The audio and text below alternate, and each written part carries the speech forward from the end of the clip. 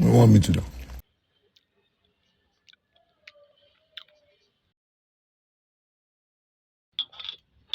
Good one.